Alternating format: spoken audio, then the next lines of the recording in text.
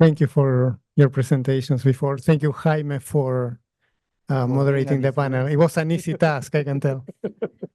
The conversation was wonderful, and I also want to be mindful of the time because we have a reception later, and I know that people will want to have a conversation with you during the reception. But I cannot resist asking maybe one question to the panelists to close our wonderful conversation today, and maybe after that opening the space to the audience to ask any questions that they may have, because I'm sure they will have many. Let me ask just one question to all of you, and feel free to respond however you want, in the order you want. We had a lot of conversation about the incumbent today, right? But there is also, of course, a lot of questions about the future after the election in June.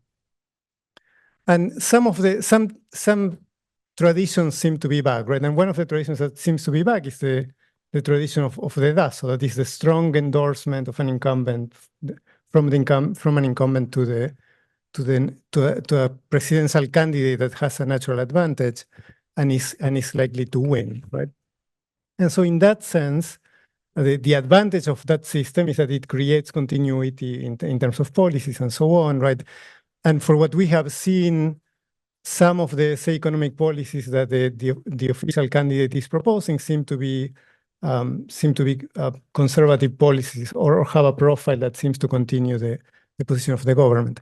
Now, when we look at Latin America in recent times, we have seen some situations in which candidates who were strongly endorsed by the incumbent and who capitalize on the popularity of the incumbent, right? I'm thinking about Juan Manuel Santos in Colombia or Lenin Moreno in Ecuador, right? They did not turn out to be what the outgoing president expected them to be, right? And so there was a significant shift in terms of policies, in terms of orientation, in terms of democracy, and so on. So I guess my question to all of you is, to what extent do you expect continuity in Mexico after the election? And to what extent do you expect change? And if so, of what kind? So if I can begin, let me before providing my answer to your question, Aníbal, just to say to Justice Alfredo that I thought that was a masterful presentation. I really enjoyed it. It was superb in all respects. It reminded me of what was the response of Benjamin Franklin when asked about do we have a republic? And then he answered back, if we know how to keep it, yes, we have one. So your last set of remarks reminded me of that. Let me now answer the question of what's coming next, or what do I see for the future? And then I would like to go back to my previous set of remarks to answer that question. I don't think perhaps I was sufficiently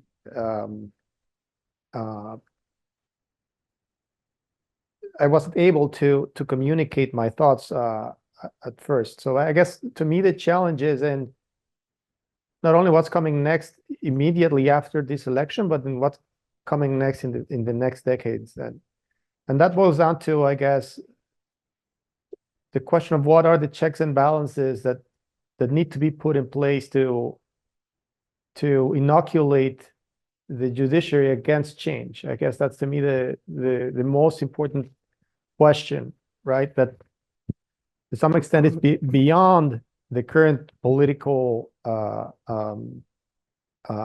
context. So I guess that the question really is truly about what is the next step in terms of creating the institutions, the checks and balances, the checks and balances that prevent the political junctions to affect the broader functioning of our institutions. And yeah, I think I would leave my remarks at that. Yeah, thank you.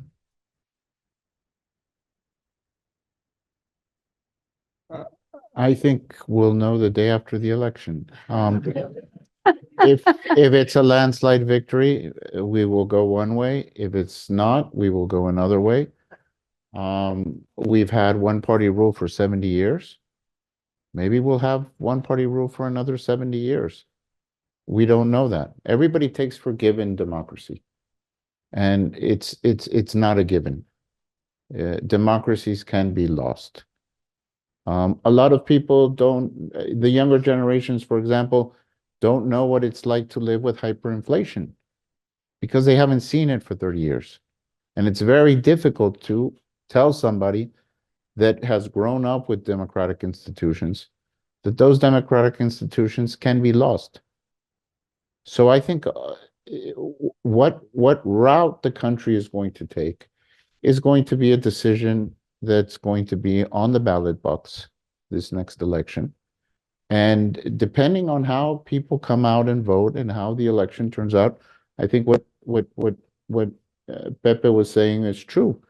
If there's a landslide victory, it's going to be a very different country than if the election is won by a slight majority. I think we're going to see a very different country. So I think this election is fundamental. Chisca touched upon it a little bit. I think the Supreme Court as a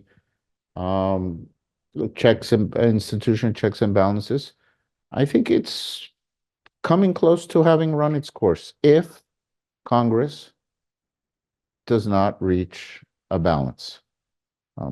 Democracies work when there are different parties and where different parties hold different percentages of power. Democracies don't work when you have a single party.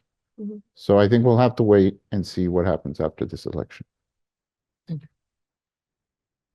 you.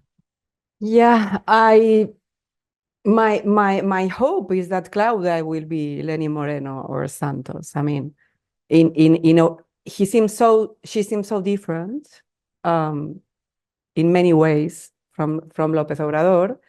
But yes, I agree. It will depend on what kind of message las urnas, no, the election give.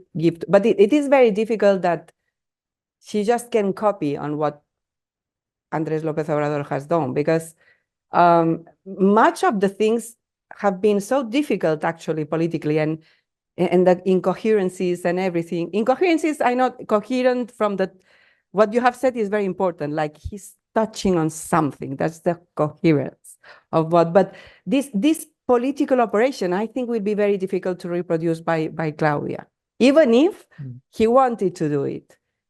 So my fear is, for instance, how she will deal, even if she wants to be Lenny Moreno, she wants to be a different, how she will deal with this, with the military, for instance, being a woman. I mean, there are some things that have changed. And with respect to the judiciary, I think, yes, it will be determinant if this reform is passed or is not passed.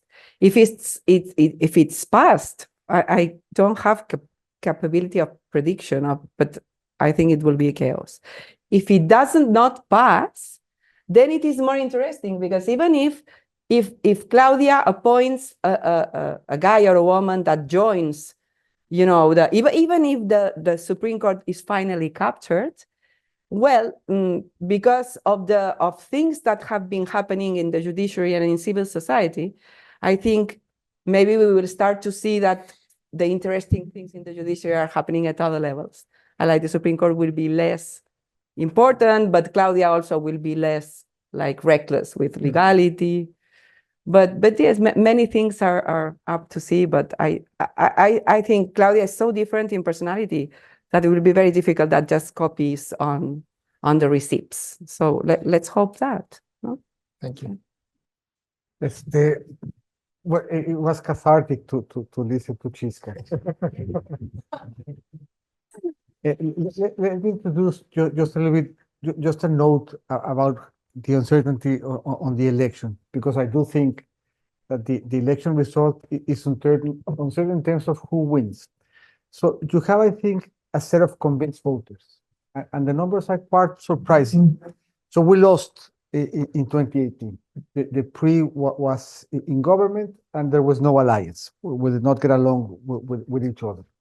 Yet in 2018, if you sum up the votes of the PRI, the PAN, and the PRD, that gave you around 40% of the vote. Come 2021, Morena was in power, and the PRI, the PAN, and the PRD got along. So ex ante, you would have been probably right to assume that what happened in 18 would have no predictive impact in terms of what would happen in 2021. Yet, in 2021, the PRI, the PAN, and the PRD were worth 40% of the vote, exactly the same as they were worth in 2018. So it seems that if you started off with 2018 and tried to predict 2021, you basically had a very good starting point. Then the question becomes whether 2021 is predictive with 2024. And you go to the state of Mexico, the second largest pool of votes in the country by an order of magnitude, it's twice as big as the second one. And you had the PRI, the PAN, and the PRD had 43% of the vote. So huge shifts within the political environment, huge shifts in terms of the relationship between the parties of who was governing. And yet 2018, 40% of the vote, 2021, 40% of the vote, 2023, 43% of the vote. And if you use 2021 to predict the elections of 22 and 23, you were actually marginally better off just using the data than using the polls. So 2021 had the capacity to predict 2022 and 2023 in terms of the election. So now that means that you can actually ask the historical data questions. And an interesting question is how big a part of the electorate is convinced about voting for a specific party. And when you look at the data, the answer is quite surprising.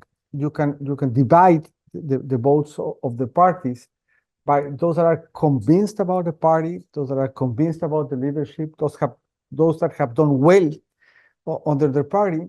But there's a big taste in Mexico for something different.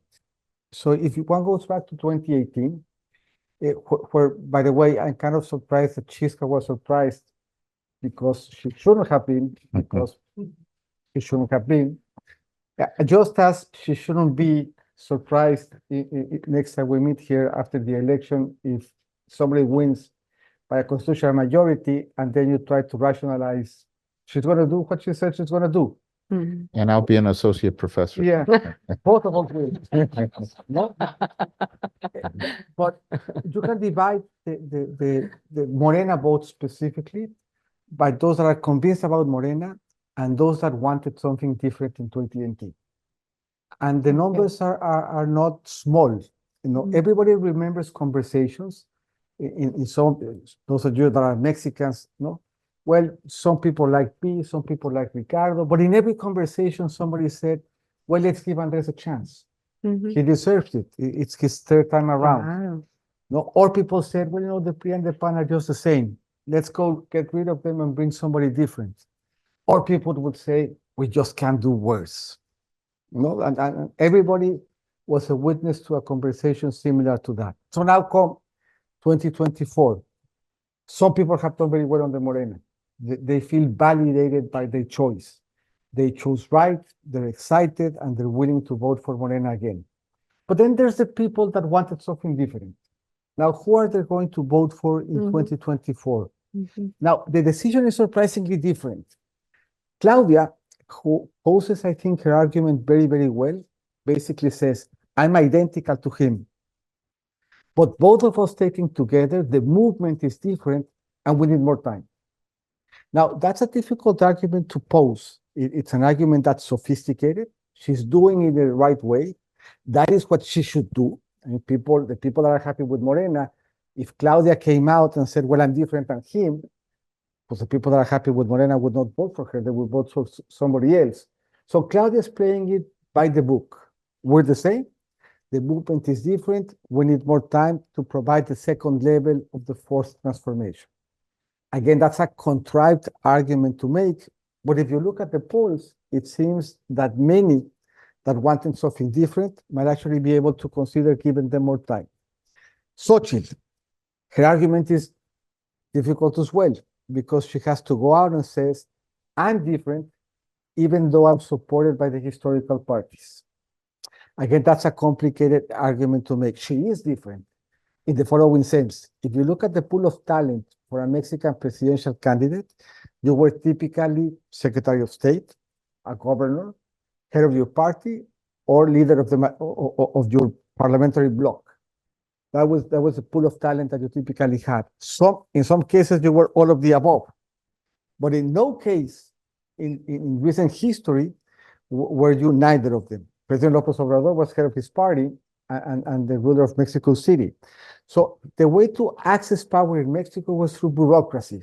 That is how you constructed the credentials that you wanted to present for the voter. In that sense, Xochitl is different. She doesn't come from that same pool of talent. She doesn't come through bureaucracy. She comes to the candidacy because of her life experience and her life story. But she is backed by the historical candidates. So you have, I think, a level of uncertainty because you have two candidates that want to appeal to a big chunk of the electorate that wants something different, without either one of the two having a straightforward narrative like the one that Andrés had in 2018.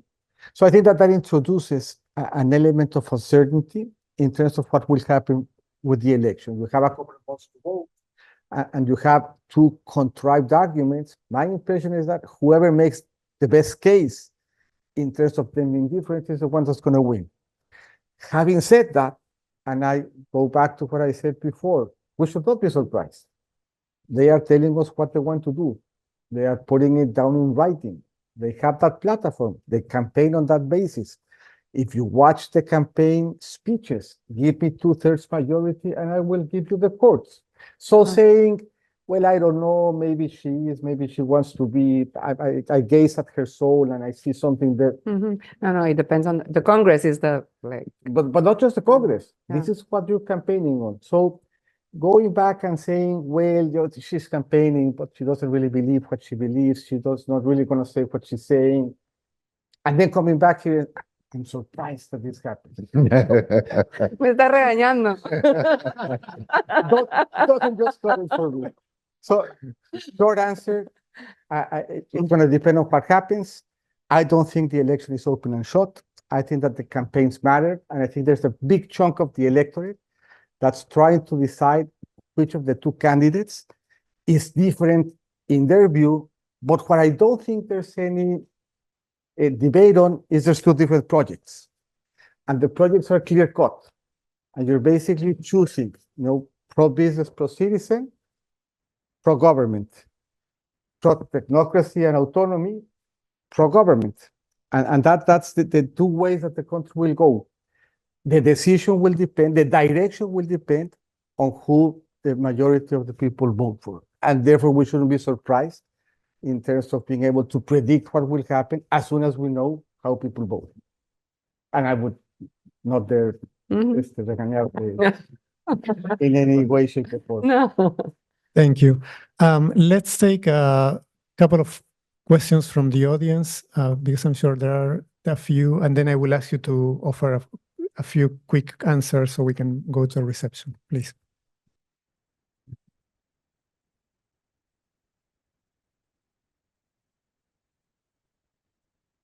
If there is no other important people or person that would like to think, I'm happy.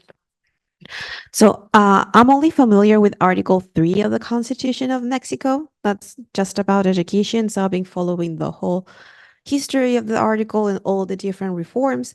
So my question is whether, or maybe, don't you think that what's happening today with President López Obrador is more or less the whole history of Mexico over and over again? It's not just about rights and lefts, but more how you understand the power, because every time that there is a massive popular movement, there is always a very strong constitutional reform and a very strong form of the statutes. So my question is that, don't you think that this is more like a Mexican or Latino phenomenon than just thinking about rights and lefts?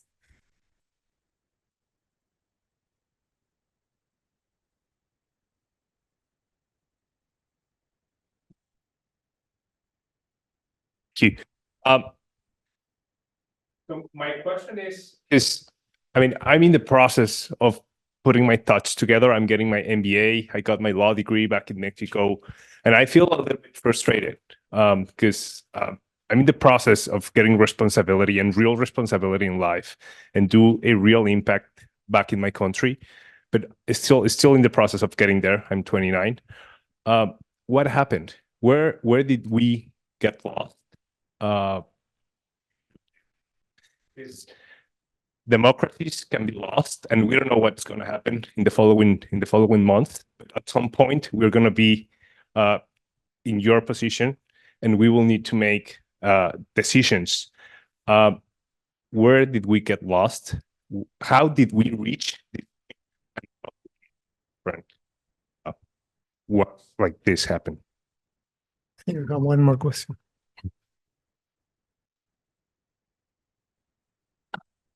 Thank you very much for an excellent and very stimulating panel. Luke Foster, I'm a postdoctoral fellow in the political science department here. My question actually is about the left-right spectrum and the future of the party alignments. Do you think that the PRI-PAN alliance will endure, or is it a mere alliance of convenience? And if it endures, does it endure as a left of center alliance or right of center alliance? Thank you. The last one. You are very good for all of them. Okay. Yeah. So, No, I'll just do the last one. I think that left and right is not the correct way of looking at it. I think in the case of Mexico, that's not the dimension to which the election is going to be decided on. I think the role of the state and the role of the private sector is at play, but I think that the specifics of Mexico sort of transcend the typical geography. But I do think that the future of the alliance will, at the end of the day, parties want to win elections, and the parties basically do three things: they get candidates, they present a platform, and they mobilize the vote. Now, if the alliance is successful in mobilizing the votes, then it becomes an efficient vehicle for the parties. If the alliance is not efficient in getting out the vote, then the alliance makes no sense. So amongst the many things that are on the ballot is whether the alliance is successful in terms of mobilizing the vote. Now, alliance tends to be costly because they tend not to be able to result in the individuals, in the voters of the alliance actually sticking with the alliance. Some people tend to be disillusioned. People that for a very long time voted PRI don't like to vote for the PAN, and people that vote for the PAN don't want to vote for the PRI. But if it's successful from an electoral perspective, my impression is that the alliance holds.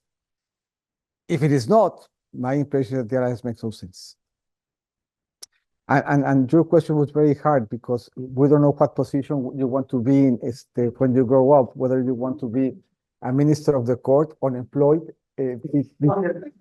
teaching here at Notre Dame, or being gainfully employed and providing brilliant analysis. no, academic proletariat. My point is, and I think it's a very valid one, I think there are lessons to be learned in Latin America. And I think that the lessons to be learned is you cannot be a politician. So we all want policy that's driven by numbers. And we want, in general, that the political process and that the policy process that derives from the political process be sensible, that it produces checks and balances, that it doesn't live in the realm of other data or fake news. So we want our policies to be driven by numbers in a consistent fashion. But I think that the lessons that we've learned from the last 10 years is that's not enough. So you cannot design policy from the pulpits of academia. You cannot define policy from the ivory towers of government policy.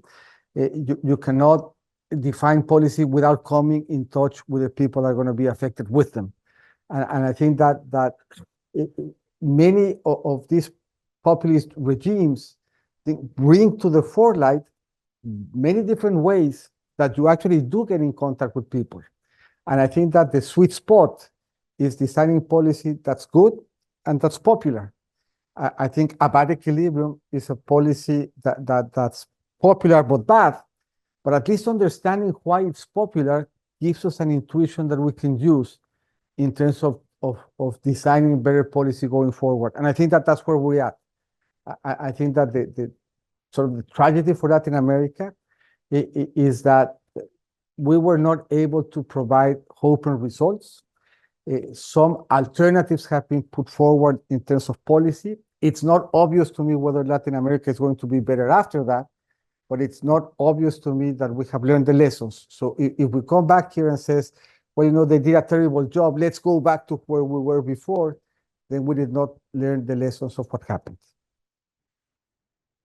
Let me comment on the Maria Paz.